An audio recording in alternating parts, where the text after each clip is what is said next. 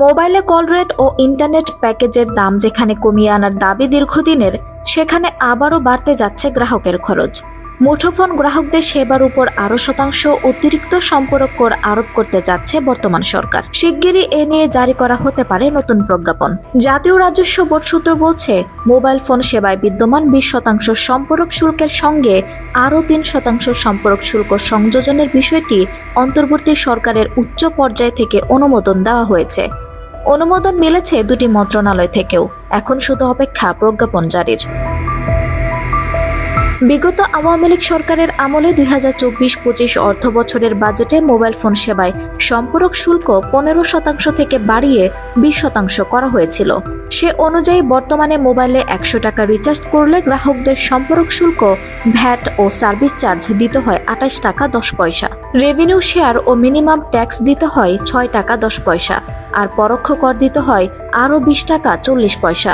অর্থাৎ গ্রাহক 100 টাকা রিচার্জ করলে সব মিলিয়ে কর বাবদ তার থেকে কাটা পড়ে 54 টাকা 60 পয়সা। এ অবস্থায় সম্পূরক শুল্ক আরও 3% বাড়ানো হলে গ্রাহকদের রিচার্জ বাবদ কর দিতে হবে 56.3%।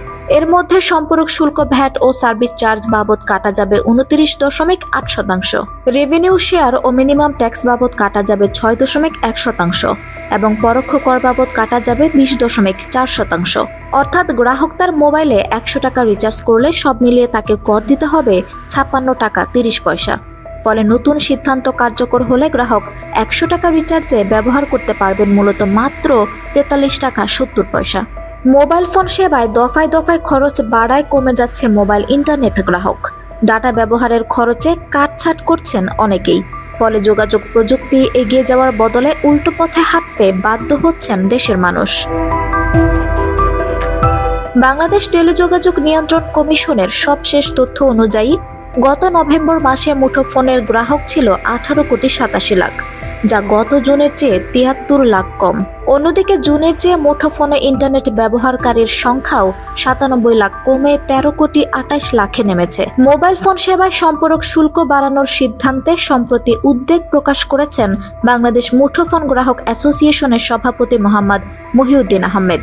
তিনি বলেছেন, ইন্টারনেট পরিষেবায় বিশ্বের অন্যান্য দেশের তুলনায় আমরা তলানিতে আছি, কিন্তু ভ্যাটের ক্ষেত্রে বিশ্বের সর্বোচ্চ স্থানে, যেখানে দেশের 48% মানুষ এখনো ইন্টারনেট সেবার বাইরে।